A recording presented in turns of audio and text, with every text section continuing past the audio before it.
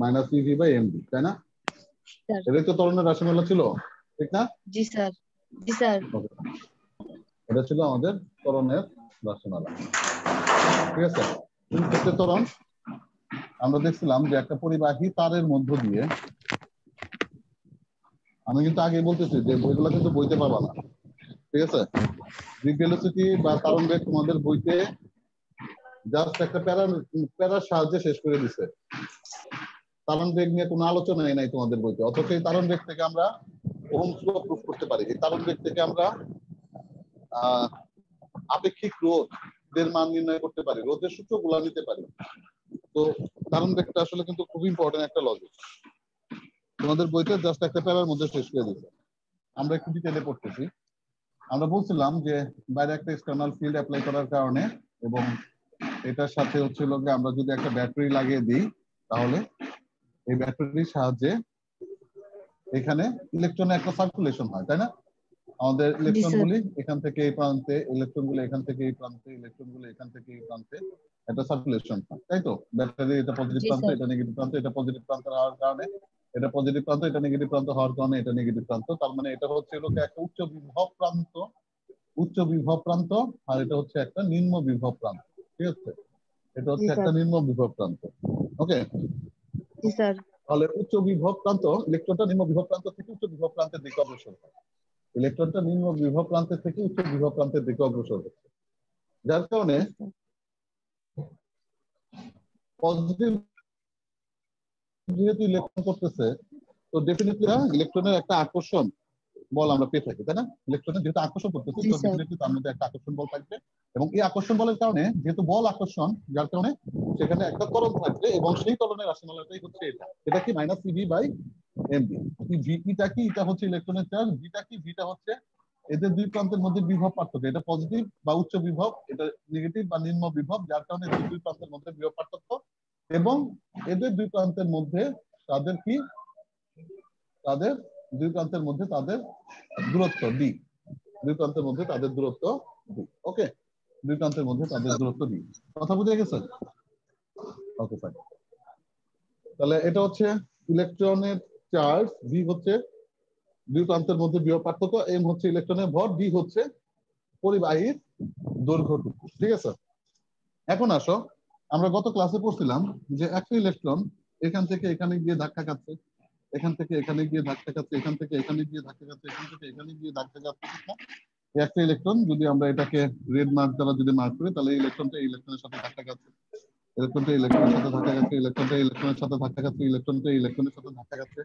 Ultimately সে এতগুলি ধাক্কা খাওয়ার জন্য সে যে স্পিডটা অর্জন করে, সেই স্পিডটাকে আমরা এভারেজ স্পিড ধরি। এভারেজ স্পিড হচ্ছে 10⁵ মিটার পার সেকেন্ড। সে যে স্পিডটা অর্জন করে সেই স্পিডটা হচ্ছে এভারেজ স্পিড, এবং সেটার পরিমাণ হচ্ছে 10⁵ মিটার পার সেকেন্ড।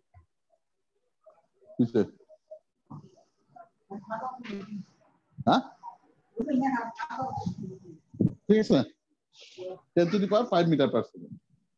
আর আলটিমেটলি এই ইলেকট্রনের যে ডিসপ্লেসমেন্ট হয়েছে, ডিসপ্লেসমেন্টটা কি?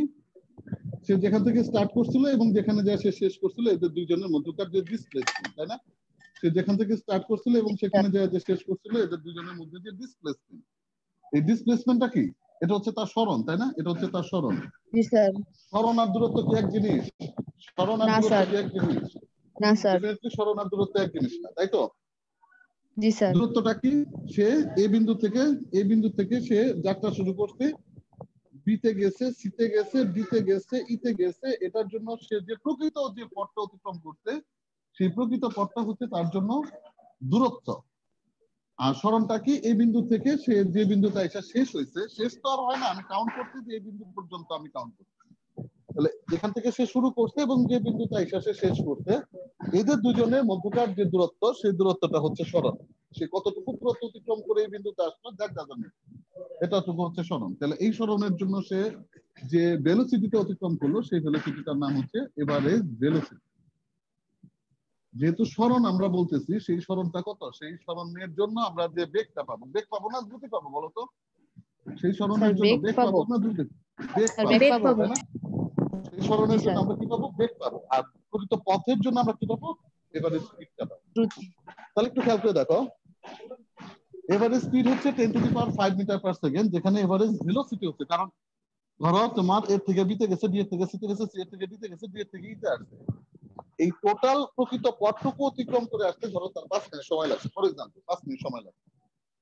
এটার জন্য আমি যে স্পিডের মানটা পাবো, আর এর থেকে এই পর্যন্ত সরণের জন্য তার কতক্ষণ সময় লাগছে, এর থেকে এই পর্যন্ত সরণের জন্য তার কতটুকু সময় লাগছে বলো তো?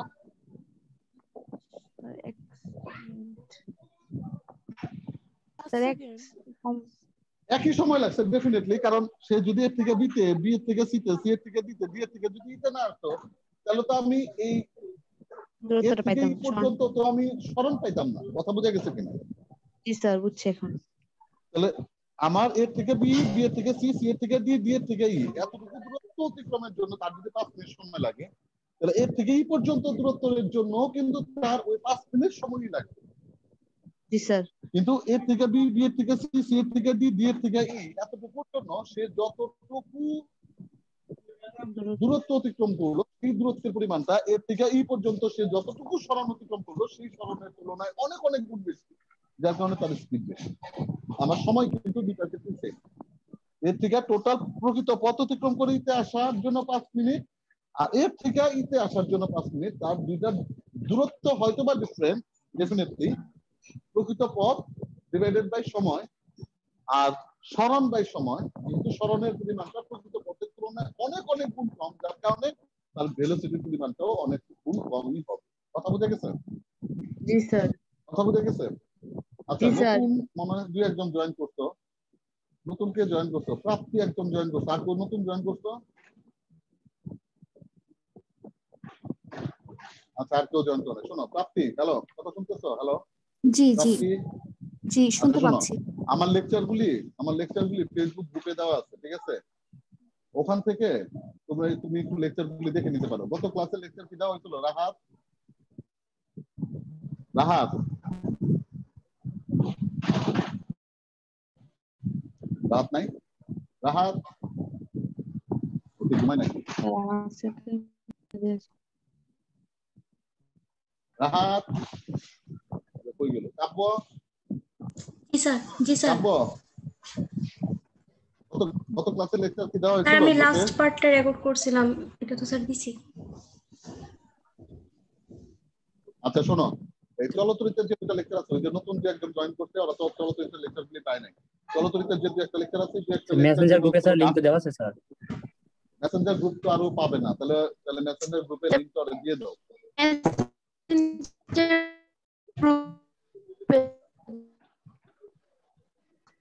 মেসেঞ্জার গ্রুপের লিংকটা তো আর ও পাবে না, ও তো নতুন জয়েন করছে।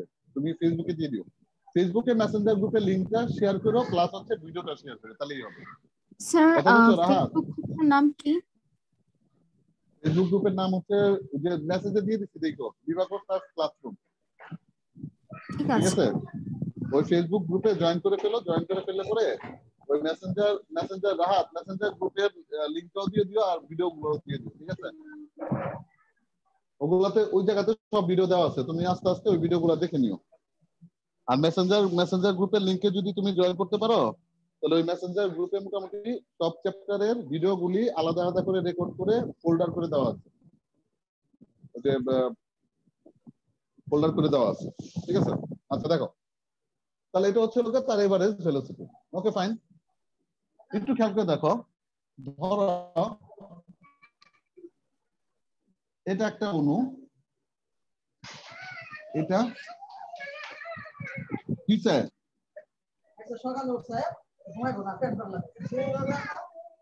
আচ্ছা রিতারে ঘুম পাড়ান, ঘুম পাড়াইতে বলো, যাও যাও যাও যাও যাও। আচ্ছা আচ্ছা বাড়বে না, যাও। হ্যাঁ হ্যাঁ, আচ্ছা ঘুমাইতে হবে না, যাও যাও যাও।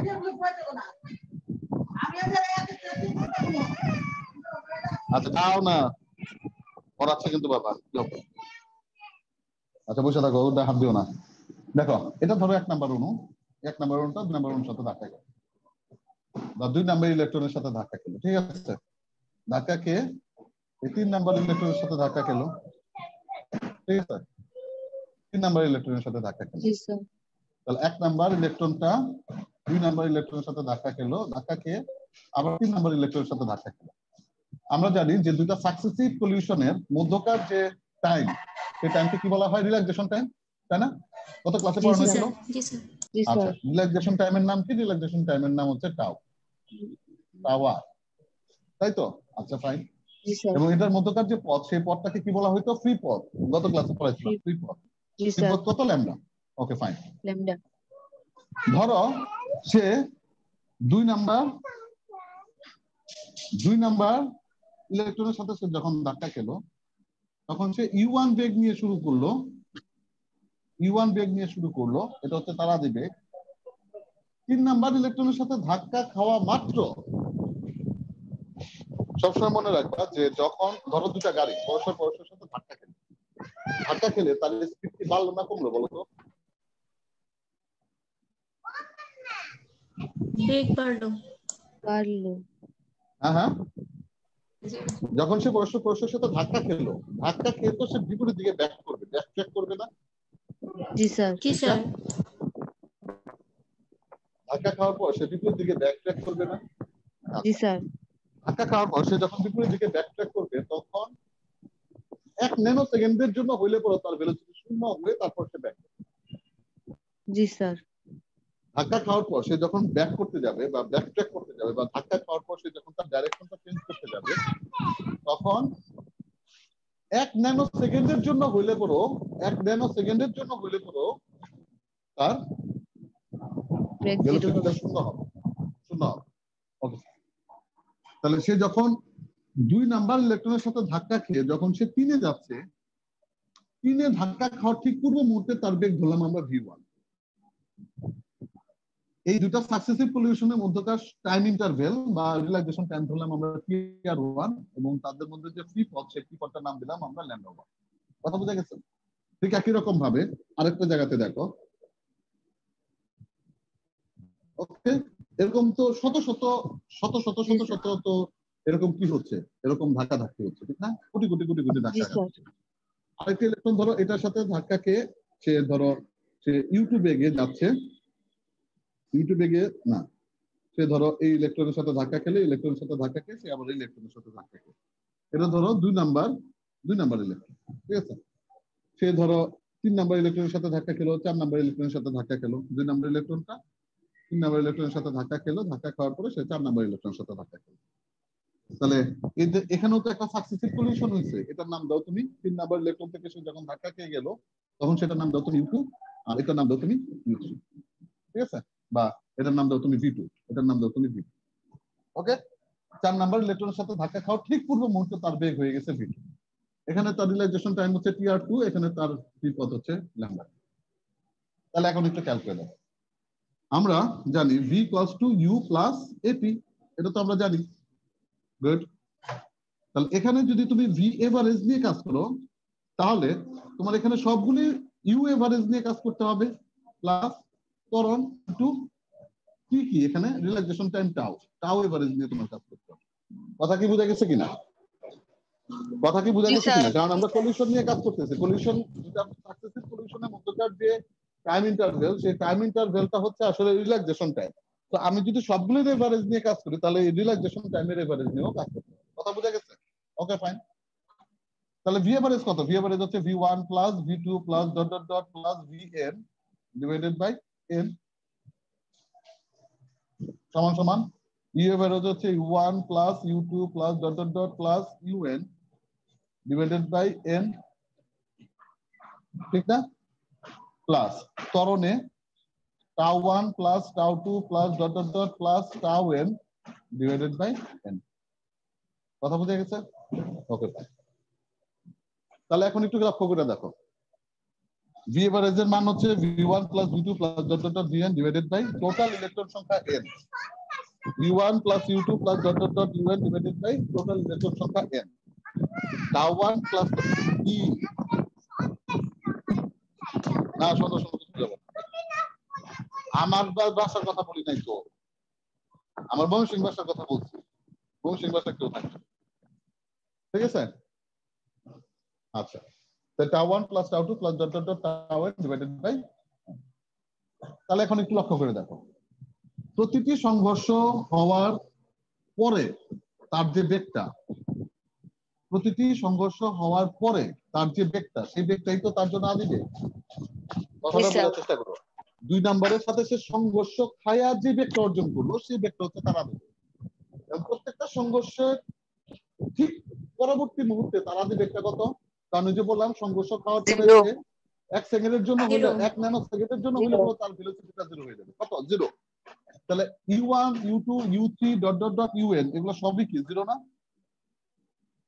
জি স্যার। আর ভিটা কি? ভিটা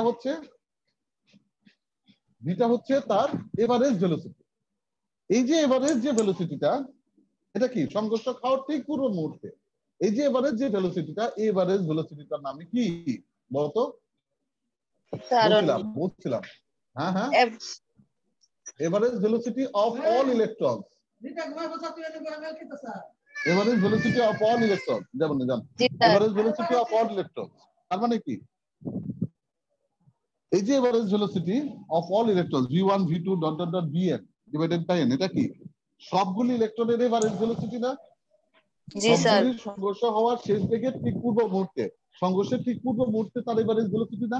তাহলে এভারেজ ভেলোসিটিটা কি? এই এভারেজ ভেলোসিটিটার নাম হচ্ছে ড্রিফট ভেলোসিটি। তাহলে ড্রিফট ভেলোসিটি সমান সমান a টাউ এভারেজ। এর মান কত? -cv by mv tau average. এটাই হচ্ছে আমাদের ড্রিফট ভেলোসিটি ইকুয়েশন। এটাই হচ্ছে আমাদের ড্রিফট ভেলোসিটি ইকুয়েশন।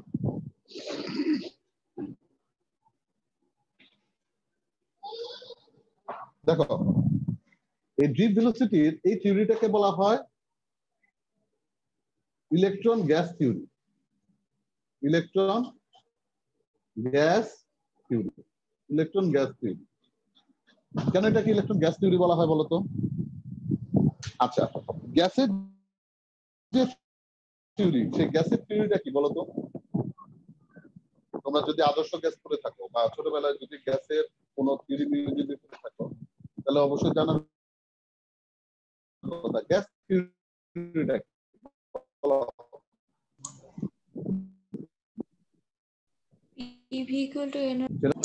গ্যাস থিওরিটা হচ্ছে, আমি বলি গ্যাস থিওরিটা হচ্ছে একটা কন্টেনারে যখন আদর্শ গ্যাসের অণুগুলি যখন আছে, আদর্শ গ্যাসের অণুগুলি যখন আছে, তখন আদর্শ গ্যাসের অণুগুলি কিন্তু কন্টিনিউয়াসলি একটা আরেকটার সাথে ধাক্কা ধাক্কি খাচ্ছে। কন্টিনিউয়াসলি একটা আরেকটার সাথে ধাক্কা ধাক্কি। জি স্যার। কন্টিনিউয়াসলি একটা আরেকটার সাথে ধাক্কা খাচ্ছে। এই ধাক্কা ধাক্কি খাওয়ার ফলে এই গ্যাসের অণুগুলোর কিন্তু প্রবাহ তৈরি হয় না। প্রবাহ তৈরি হয় কি? না স্যার। গ্যাসের অণুগুলি প্রবাহ কখন তৈরি হবে? একটা কন্টেনারের মধ্যে গ্যাসের অণুগুলি পরস্পরের সাথে কন্টিনিউয়াসলি ধাক্কা ধাক্কি খাচ্ছে। কিন্তু গ্যাসের অণুগুলো কিন্তু এক জায়গা থেকে আরেক জায়গাতে কিন্তু প্রবাহও পায় না। প্রবাহ হওয়ার জন্য কি করতে হবে? প্রবাহ হওয়ার জন্য এখানে একটা চাপ তৈরি করতে হবে। চাপ, এটাকে যদি তুমি উচ্চ চাপে রাখো, এটাকে যদি তুমি নিম্ন চাপে রাখো, তাহলে গ্যাসের অণুগুলি সবসময় উচ্চ চাপ থেকে নিম্ন চাপের দিকে প্রবাহিত হবে। গ্যাসের অণুগুলি সবসময় উচ্চ চাপ থেকে নিম্ন চাপের দিকে প্রবাহিত হবে। তার মানে ড্রিফট ভেলোসিটির ক্ষেত্রেও কিন্তু একই রকম, অণুগুলি কন্টিনিউয়াসলি পরস্পরের সাথে সংঘর্ষে লিপ্ত হচ্ছে, কিন্তু ইলেকট্রনগুলো কিন্তু প্রবাহ তৈরি হচ্ছে না। প্রবাহটা কখন তৈরি হবে? যখন উক্ত পরিবাহীর মধ্যে কি তৈরি করবে তুমি? বিভব পার্থক্য। বিভব পার্থক্য তৈরি করবে। বাইরে থেকে যখন তুমি একটা ব্যাটারি সংযোগ করবে, তখনই শুধুমাত্র ইলেকট্রনগুলি প্রবাহ তৈরি করবে। এবং আমরা খালি চোখে কিন্তু এই ইলেকট্রনের সংঘর্ষগুলো এটা আমরা দেখতে পারবো না। আমরা খালি দেখবো এক গুচ্ছ ইলেকট্রন এই বিভব পার্থক্য তৈরি করার কারণে এক গুচ্ছ ইলেকট্রন এক জায়গা থেকে আরেক জায়গাতে মুভ করবে। এখন বাইরে থেকে যদি তুমি ব্যাটারি সংযোগ না দাও বা বিভব পার্থক্য যদি না দাও, তাহলে কি ইলেকট্রনগুলো এক জায়গা থেকে আরেক জায়গায় মুভমেন্ট সম্ভব? না স্যার। এই কারণে এই থিওরিটা গ্যাস থিওরির সাথে মিলে বইলা এটাকে বলা হয় ইলেকট্রন গ্যাস থিওরি। ভেলোসিটিটাকে বলা হয় ইলেকট্রন গ্যাস। কথা বুঝা গেছে? জি স্যার। এটাকে বলা হয় ইলেকট্রন গ্যাস। Okay fine.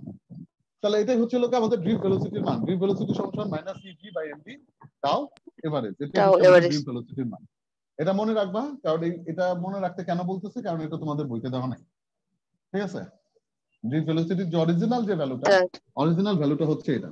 আমরা দুইটা ইকুয়েশন এখান থেকে পেলাম। একটা হচ্ছে ত্বরণের ইকুয়েশন, ত্বরণ সমান আমরা পেলাম -cv বাই mv। ঠিক আছে? আর এটা আমরা পেলাম ব্রিফ ভেলোসিটি vd সমান সমান minus ev by mv into tau average. Average. এটা হচ্ছে আমাদের ব্রিফ ভেলোসিটির ভ্যালু। এবার আসো brief velocity and current, relationship between brief velocity and current, relationship between brief velocity and current। তোমাদের বইতে যে রিলেশনশিপটা দেওয়া আছে, ব্রিফ ভেলোসিটি বলতে তোমাদের বইতে যে জিনিসটা বুঝাইছে, ঠিক আছে? তোমাদের বইতে ব্রিফ ভেলোসিটি বলতে যে জিনিসটা বোঝাইছে সেটা এখন আমরা প্রুফ করতে যাবো। Relationship between brief velocity and current.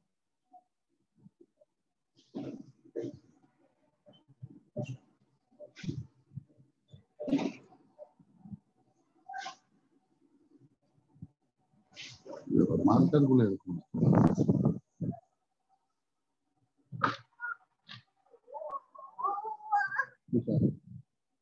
দেখো,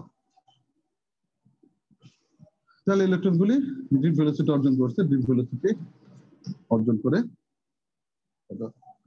এটা হচ্ছে নেগেটিভ প্রান্ত, ইলেকট্রনের মুভমেন্ট গুলি হচ্ছে নিম্ন বিভব থেকে উচ্চ বিভবের দিকে, তাই না? নিম্ন বিভব থেকে উচ্চ বিভবের দিকে। জি স্যার। কিন্তু কারেন্টের ফ্লো কোন দিকে হচ্ছে? কারেন্টের ফ্লো হচ্ছে উচ্চ বিভব থেকে নিম্ন বিভবের দিকে, তাই তো? Okay fine. আচ্ছা, কারেন্টের ফ্লো হচ্ছে উচ্চ বিভব থেকে নিম্ন বিভবের দিকে। আমরা জানি কারেন্ট সমান সমান dq বাই dt, এটা আমরা জানি না? জানি তো? জি স্যার। জি স্যার। এখন আসো এই চার্জের পরিমাণটা আমরা এখন নির্ণয় করব। চার্জের পরিমাণটা এখন আমরা নির্ণয় করব।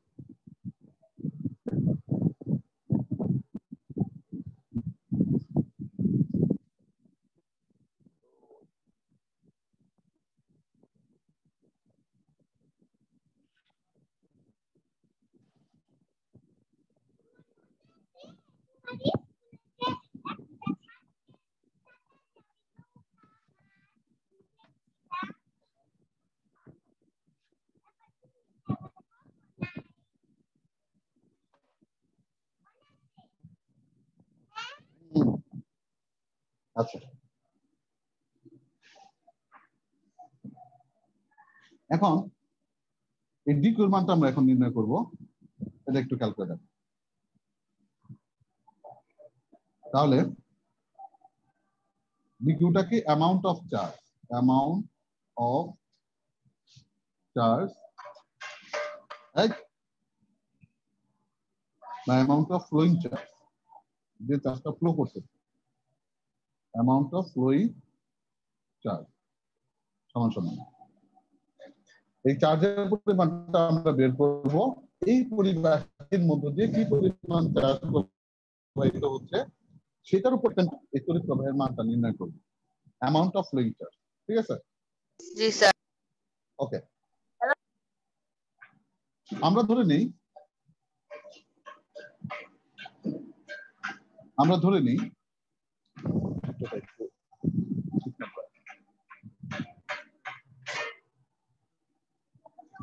একটু খেলতে দেখো, যেহেতু আমরা ডি কিউ বের করবো তো আমাদের খুব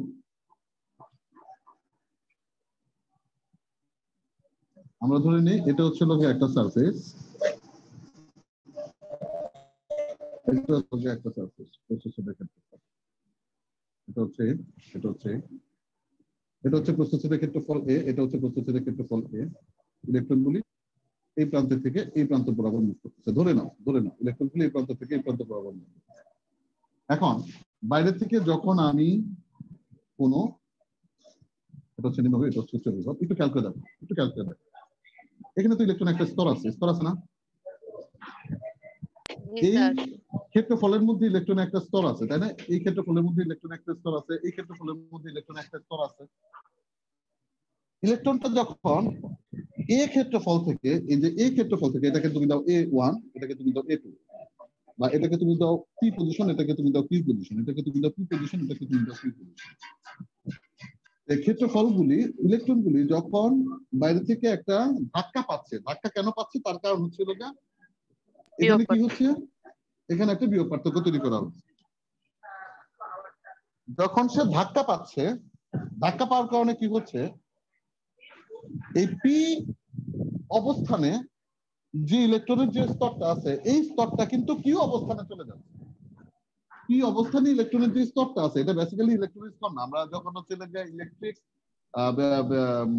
মাইক্রোস্কোপ দিয়ে যখন হচ্ছে আমরা দেখবো তখন শুধুমাত্র ইলেকট্রনের স্তরটা দেখবো, কিন্তু বেসিক্যালি কি এখানে ইলেকট্রনের স্তর না অসংখ্য ইলেকট্রন পরস্পর পরস্পরের সাথে সংঘর্ষে লিপ্ত হয়ে এরকম একটা স্তর তৈরি করতেছে বলতো। স্যার অসংখ্য ইলেকট্রন একটা অপরটার সাথে অসংখ্য সংঘর্ষ ইলেকট্রন করে। সংঘর্ষ করে এরকম একটা স্তর তৈরি। আমরা সংঘর্ষগুলো দেখবো না, আমরা জাস্ট ইলেকট্রনের একটা স্তর দেখবো। তো যখন বাইরে থেকে ধাক্কা দেওয়া হচ্ছে তখন পি পজিশন থেকে ইলেকট্রনের স্তরটা কিউ পজিশনে চলে গেল, তাতে কি পি পজিশনটা খালি হয়ে যাবে নাকি বাইরে থেকে ওই একই পরিমাণ স্তর আবার এই পি পজিশনে ঢুকে যাবে বলতো? স্যার বাইরে থেকে একই বাইরে পরিমাণে থেকে স্তর একই আবার পরিমাণের স্তর আসবে। কিউ কিউ পজিশনে কি ইলেকট্রনের স্তর ছিল না? কিউ পজিশনে ইলেকট্রনের স্তরটা ছিল, কিন্তু সে ধাক্কা খাওয়ার ফলে কিউ পজিশনে ইলেকট্রনের স্তরটা বাইরে চলে আসছে আর পি পজিশনে ইলেকট্রনটা কিউ পজিশনে চলে আসছে। কথা বোঝা গেছে? জি স্যার। কথা বোঝা গেছে? এখানে তো জি অসংখ্য স্যার। অসংখ্য কোটি কোটি কোটি কোটি হাজার হাজার লাখ লাখ কোটি কোটি কোটি কোটি ইলেকট্রন যখন বাইরে থেকে ধাক্কা দেওয়া হচ্ছে তখন পি পজিশন থেকে ইলেকট্রনগুলি কিউ পজিশনে চলে আসে। এখন ধরো এই পি পজিশন থেকে কিউ পজিশন ইলেকট্রনগুলি যাওয়ার জন্য তার ডিটি পরিমাণ টাইম লাগতেছে এবং এখান থেকে ডি কিউ পরিমাণ চার্জ ফ্লো করতেছে। ডিটি পরিমাণ টাইম লাগতেছে এবং এখান থেকে ডি কিউ পরিমাণ চার্জ ফ্লো করতেছে। এবং এই যে ফ্লোটা করলো, এই ফ্লোটা কি ইলেকট্রনের এভারেজ স্পিড না এভারেজ ভেলোসিটি বলতো?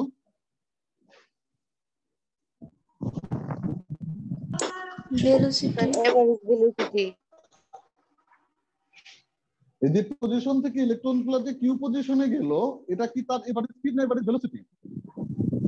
হ্যাঁ, এভারেজ এই পজিশন ভেলোসিটি। থেকে যে ইলেকট্রন গুলি কিউ পজিশনে গেল, এটা কি তার এভারেজ স্পিড না এভারেজ ভেলোসিটি? এভারেজ ভেলোসিটি না? স্যার কথা বলো। এভারেজ ভেলোসিটি তো। Average velocity sir. বাইরে থেকে চাপ প্রয়োগ করার কারণে এভারেজ ভেলোসিটি ডেফিনেটলি প্রয়োগ করার কারণে তাদের সংঘর্ষগুলির মধ্যে এভারেজ স্পিডের কোনো পরিবর্তন হয় না, কিন্তু গ্রুপ অফ ইলেকট্রন এক জায়গা থেকে আরেক জায়গাতে চলে আসতেছে। এই যে গ্রুপ অফ ইলেকট্রন যে এক জায়গা থেকে আরেক জায়গাতে চলে আসতেছে, এবারে স্পিডটা তো ডিপেন্ড করতেছে একটা সিঙ্গেল ইলেকট্রনের উপর, কিন্তু এবারে ভেলোসিটি ডিপেন্ড করতেছে গ্রুপ অফ ইলেকট্রনের উপর। জি স্যার। জি স্যার। তাহলে এই গ্রুপ অফ ইলেকট্রনস এর যে স্পিডটা, সেই স্পিডটার নাম কি? সেটা কি এভারেজ ভেলোসিটি না এভারেজ স্পিড? সেটা হচ্ছে এভারেজ সেই ভেলোসিটিটার নাম হচ্ছে, এবং সেই ভেলোসিটিটার নামই কি? সেই ভেলোসিটিটার নাম হচ্ছে ডিপ ভেলোসিটি। ভিটি। জি স্যার। এখন এই ডি কিউ পরিমাণ আমরা বের করব। তাহলে ডি কিউ সমান সমান কি? ডি কিউ হচ্ছে number of electrons per unit volume, একক আয়তনে যে পরিমাণ ইলেকট্রন আছে, ঠিক আছে? অথবা তুমি আগে আপাতত এটা নাও, নাম্বার অফ জি electron sir. Into number of electron into charge of electron.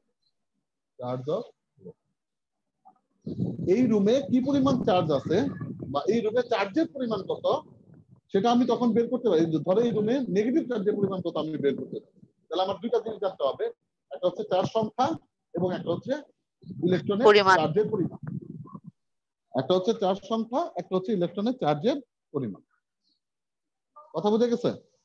G sir. একটা হচ্ছে চার্জ সংখ্যা, একটা হচ্ছে ইলেকট্রনের চার্জের পরিমাণ। তাহলে এই যে চার্জ সংখ্যাটা, এই চার্জ সংখ্যাটা আবার আমি দুইটা ভাগে ভাগ করতে পারি। কিরকম? একটা হচ্ছে number of electrons per unit volume, number of electrons per unit volume into এটা একক আয়তনে ইলেকট্রন সংখ্যা ইনটু ক্ষেত্রফল। একক আয়তনে ইলেকট্রন সংখ্যা, একক আয়তনে ইলেকট্রন সংখ্যা, একক আয়তন ইলেকট্রন সংখ্যা